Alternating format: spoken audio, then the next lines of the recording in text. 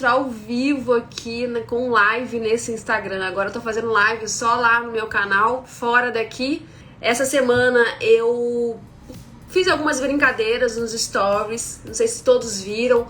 Postei algumas fotos, todas relacionadas a equipamentos com óleo, e a maioria dos profissionais acertou parte da resolução.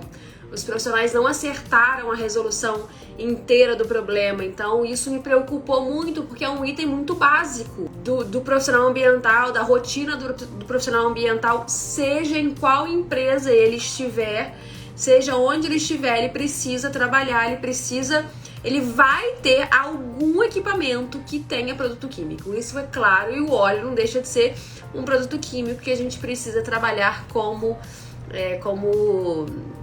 tal. Galera, dois pedidos antes da gente começar. Primeiro, curte bastante aí no coraçãozinho, não economiza no coração, porque assim o Instagram entende que o meu conteúdo é relevante e acaba trazendo mais pessoas, distribuindo para mais pessoas. É uma forma gratuita que vocês têm de me ajudar e de retribuir todo o trabalho que eu venho aqui fazendo com vocês ao longo desses anos. E a segunda coisa é, se você puder mandar essa live aqui para 2 amigos que você conhece, que deveriam estar aqui, vai me fazer também um grande favor de divulgar esse meu trabalho de qualidade. Acabei de chegar do trabalho, eu saí um pouquinho mais cedo, porque eu falei assim, vou sair um pouquinho mais cedo para chegar tranquila. Teve um acidente, demorei mais de 1 hora pra chegar em casa, num trajeto que eu faço em meia hora. Ai, caos, mas cheguei, passei um batom e sentei aqui pra falar com vocês. Bom, esse é um projeto, gente, que eu faço, eu parei um tempo de fazer, porque eu tava sem condições em setembro, mas eu vou voltar a fazer toda quinta-feira, às 19 horas, eu vou dar aula de algum tema, algum conteúdo gratuito aqui pra vocês. Antigamente eu fazia quinta às 18, mas agora eu vou passar pra quinta-feira às 19 horas. Sempre quinta-feira às 19 horas. Caso não possa dar a aula por algum motivo, eu aviso vocês aqui nos stories. Combinado? Então hoje nós vamos falar sobre produtos químicos. Detalhe, essa aula geralmente dura de 20 a 30 minutos, é muito rápido, direto ao ponto, para não ser exaustiva, nem para mim, que acabei de trabalhar 8 horas, nem para ser exaustivo para vocês também, que provavelmente também acabaram de trabalhar 8 horas ou ainda estão voltando pro trabalho. Então, bora direto ao ponto. Gente, vamos lá, eu sempre ensino vocês a pensar por processo. A gente precisa parar de ser imediatista e a gente precisa pensar no processo. Quando a gente fala em gerenciamento de óleo, a gente está falando de óleo ou de equipamentos com óleo, ou de tambor, bombonas e embalagens com óleo. A gente está falando de gerenciar produto químico. O óleo é um produto químico, então ele é aplicável para a maioria, se não para todos os produtos químicos. E a gente precisa pensar, quando a gente enxerga uma foto como aquela que eu postei nos stories, é uma área que a gente pegou em um país que existe, uma área com transformadores no chão. Eles estão dentro de pallets, mas eles estão com transformadores, tá num chão batido de terra e só, ponto. Está em 2 níveis, né? Estão empilhados em 2 níveis. E aí a primeira coisa que as pessoas falaram foi: falta bacia de contenção. O que não está errado, mas a gente precisa enxergar para além do que está disponível ali na nossa frente. Que bom, primeira coisa, que bom que vocês entendem que a bacia de contenção é importante para conter vazamentos. Mas não é só isso que é importante, tem muitos outros itens que a maioria dos profissionais não enxergou, que é exatamente o que eu gostaria de trazer aqui, é a resposta do exercício que eu gostaria de trazer aqui. Então a pergunta vai ser, tá vendo essa imagem aqui embaixo que tem vários equipamentos com óleo de forma armazenadas dessa forma aqui? Quais são os aspectos significativos ambientais que a gente enxerga neste caso? Primeiro, falta de bacia de contenção, que é exatamente o que muitas pessoas falou.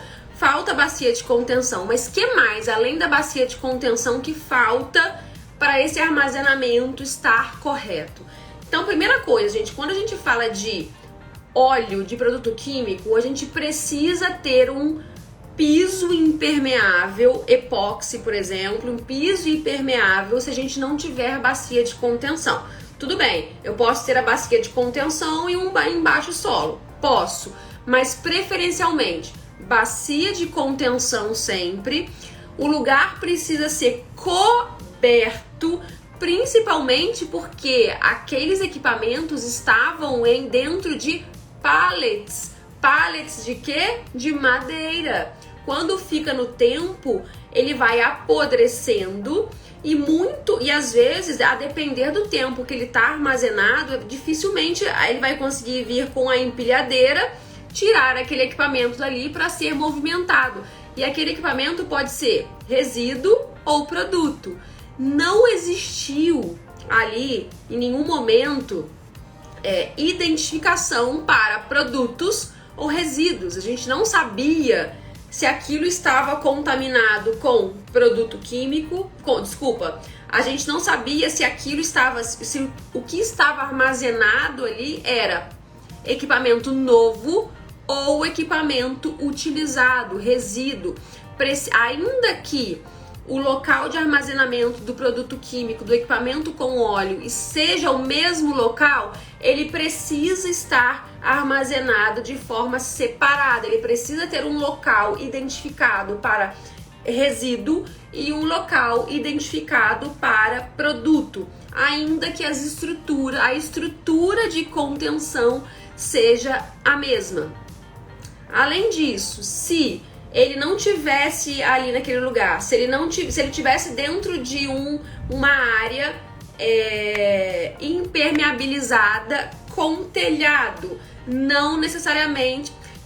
sem telhado, não necessariamente ele precisaria de bacia de contenção, mas seria importante ele ter um separador de água e óleo, porque o separador de água e óleo, ele vai coletar água de chuva, vai coletar possíveis derramamentos e vai separar o óleo da água por densidade, por diferença de densidade. A água vai passar e o óleo vai ficar preso ali dentro da bacia de contenção. Que mais que precisava naquele exercício ali que eu mostrei para vocês? Documentação do óleo enquanto produto. Qual é a documentação do óleo enquanto produto? FISPIC. Qual a documentação do óleo enquanto resíduo? FDS, antiga FDSR. Então a FISPIC para produto e a FDS para resíduo. FDS é esta que era a antiga FDSR, quem lembra aí dos meus alunos analistas. Isso vai ser atualizado em novembro para a nova turma, esse conteúdo. Então, a gente precisa saber o que é resíduo e o que é produto para disponibilizar a correta documentação para ficar disponível para quem vai utilizar. Quem é meu aluno analista sabe que eu utilizo uma outra forma que não depende da FISPIC e não depende da FDS agora, que chama dados de segurança, mas isso eu explico em outro momento. Então, documentação é importante. Quando a gente fala de óleo, de produto, de equipamentos a óleo ou de embalagens com óleo ou de óleo armazenado, a gente precisa falar de documentação, de estrutura, eita, vai cair um toró aqui, documentação, estrutura e contenção de danos, ou seja, kit de emergência ambiental para conter possíveis danos. Muita gente esqueceu. Onde é que tá o kit de emergência ambiental naquela foto? Não tem? Tá inexistente. Então, o kit de emergência ambiental precisa estar disponível para conter qualquer vazamento, qualquer emergência ambiental, já que estamos falando de um local que está armazenando, naquele caso, equipamentos com óleo, certo? Que mais, Júlia? Que mais que falta ali? Olha quanta coisa eu já falei que vocês não falaram, que muitos de vocês não falaram. Tem uma coisa que ninguém falou. Ninguém falou. Viram a foto que eu postei e ninguém falou. Vou deixar aqui para vocês falarem aí, se vocês souberem ainda, eu falo no final. Tô vendo aqui os comentários. A Paty, oba, tô renovando meu curso de analista. Pra mim é uma assinatura como Netflix. Ai, maravilhosa, obrigada. Deixa eu ver os comentários antes de falar. FDS é aplicado a todos os resíduos estados? FDS é aplicado a resíduos perigosos. E sim, é Brasil. Todos os estados, Bruna.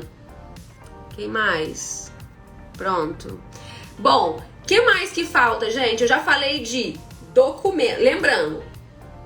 Depois eu lembro. Depois eu faço um resumo no final pra tudo. Eu sei que eu sou muito acelerada, né, gente? Tem gente chegando e tá falando assim, meu Deus, essa mulher tá falando há 15 minutos e já praticamente falou tudo. Gente, eu sou muito acelerada. Ainda mais quando eu saio do trabalho, aí que eu chego aceleradíssima mesmo pra aula. Meu Deus do céu. Bom, o que mais que falta, gente? Falta reporte. Claro que aquilo a gente não vai falar, a gente não vai ver numa foto, mas vocês precisam entender que em uma área de armazenamento de químicos, de equipamentos com óleo, nesse caso, é preciso ter, além de documentação, estrutura, kit de emergência ambiental, é preciso ter também inspeções. Inspeções, naquele caso ali, para verificar não conformidade, gestão dessa não conformidade e reporte de eventos ambientais. Olha o analista ambiental aí. Então, recapitulando todos os itens que eu falei até agora, que você precisa verificar em qualquer lugar que esteja armazenando óleo ou equipamentos a óleo. Documentação, FISPIC para produtos, FDS para resíduos. Identificação, se é produto ou se é resíduo. Segregação correta. Estrutura, piso impermeável, contenção, separador de água e óleo, cobertura, kit de emergência ambiental para atuar em possíveis vazamentos, inspeções frequentes para verificar a conformidade, gestão das não conformidades, reporte, estrutura de reporte para eventos ambientais. Uma vez avaliada a inspeção ambiental, você precisa garantir o reporte de eventos ambientais, caso eles aconteçam, caso seja necessário. E tem uma coisa naquela foto que ninguém falou. Alguém sabe o que é? Não, ninguém falou. Gente, vocês não lembram? O transformador, ele estava dentro do quê? De um pallet. O que a gente precisa verificar? Qual documentação a gente precisa verificar quando temos embalagens de madeira? Pergunta do milhão. Qual é o documento que a gente precisa verificar quando tem embalagens de madeira? DOF. Ninguém falou DOF. A gente precisa verificar qualquer embalagem de madeira. A gente precisa garantir que a madeira é certificada, que não é madeira do desmatamento, gente. Isso todo profissional ambiental precisa saber. Não existe, presta atenção no que eu tô falando, não existe receber embalagens de madeira sem ter uma documentação garantindo que não é madeira de desmatamento. Ou você pede a DOF, ou você pede uma declaração da empresa dizendo que esta madeira é de reflorestamento. Vai por mim, para você não ser pego em auditoria, incluindo auditorias de boas práticas e também auditorias de sustentabilidade e agenda ESG, onde você garante com o documento ou com a DOF ou com o certificado, e-mail, qualquer coisa da empresa que te enviou o pallet. O pallet, aquele, não era só pallet, né? Era tipo uma gaiola de madeira para você garantir que aquela madeira ela não é de desmatamento. Então, garanta essas duas coisas, ou DOF quando necessário, ou um certificado ou um e-mail, algum comentário, alguma evidência da empresa dizendo que aquela embalagem de madeira não é de desmatamento, era de origem de reflorestamento, ou DOF ou isso. É importante para as auditorias, principalmente de agenda ESG, galera. Sustentabilidade, práticas sustentáveis e etc. Então, resumindo tudo que a gente falou aqui nessa live de 20 minutos, eu comentei com vocês que seria entre 20 a 30 minutos as nossas lives. Sempre que a gente trabalhar com equipamentos a óleo, armazenamento, a gente precisa verificar alguns itens. Vou repetir porque tem gente que entrou agora. A gente precisa verificar documentação, estrutura de onde o equipamento está armazenado, o local, as estruturas que ele está. A gente precisa verificar kit de contenção, kit de emergência ambiental, inspeções ambientais. A gente precisa verificar e fazer a gestão das não conformidades. E a gente precisa também garantir uma estrutura de reporte de eventos ambientais, caso ele exista. Então, são os itens que a gente... identificação entre resíduos e produtos. A gente não sabe ali, e isso muda tudo, porque inclusive a documentação ela muda se for resíduo ou se for produto. Então, saber se é resíduo ou produto é essencial para cumprir a legislação de deixar segregado e identificado o que é resíduo e o que é produto, e também por conta da documentação FISPIC para produto, FDS para resíduo. Deixa eu ver agora, já ouvi que um monte de gente escreveu aqui, gente, mas a pessoa sem óculos não enxerga, eu tenho que chegar bem perto aqui pra ouvir, pra ler. Deixa eu ver até o último comentário que eu li. Tá, deixa eu ver aqui os comentários. A cega. Cobertura, DOF, é isso que eu li. Daniele, pallets não precisam de DOF. Daniele, cuidado para você não seguir estritamente a legislação do seu município ou estritamente uma legislação. Quando eu falo aqui, eu falo de um ponto de vista legal, de boas práticas, de auditorias de sustentabilidade, agenda ESG, práticas sustentáveis. Cuidado para você não ser o profissional bitolado, tá? Aqui a gente trabalha sempre com um olhar muito sustentável, com um olhar muito para além da legislação. Se a sua empresa ela decide cumprir só a legislação, aqui com os meus alunos e aqui nesse Instagram, eu sempre compartilho, inclusive, as boas práticas que eu trago da Europa, dos Estados Unidos. Então, ainda que o pallet ele não precisa de DOF, Júlia, minha equipe, sempre gosta de ter um certificado ou um e-mail garantindo que aquela madeira é madeira reflorestada, pinos, né? Que é madeira eucalipto, se não me engano, que é madeira reflorestada. Então, e eu apresento isso nas auditorias e sempre recebo muitos elogios por não ficar só cumprindo legislação. Então, fica aí a informação pra você. Deixa eu ver o que mais que eu tô falando. Isso, o caixote. Obrigada, você comentou aqui do caixote. Exatamente, porque não era só o pallet, ele tava dentro de um caixotezinho, né? Deixa eu ver aqui. Mais produtos oriundos de pubs eucalipto precisam de dó? Alexia, respondi com o comentário da Dani, né? Até pra saber se está contaminado com o PCB. Mari, perfeito comentário. Obrigada pelo seu comentário. Inclusive o óleo, eu nem entrei nesse assunto aqui, Mari, pra não confundir mais a cabeça da galera. Porque tem, pra quem trabalha com óleo, sabe que existe um componente que era colocado antigamente no óleo, chamado PCB, que é bifenila policlorada. Ele é um componente que já foi extinto, banido e precisa ser retirado. Então, qualquer óleo que estiver contaminado com PCB, bifenila policlorada, com concentração acima de 50 ppm, ele é considerado contaminado e precisa ser segregado até de resíduo, entendeu? Então, assim, mas eu nem entrei nessa seara aqui com o pessoal para não confundir, mas perfeita a sua colocação.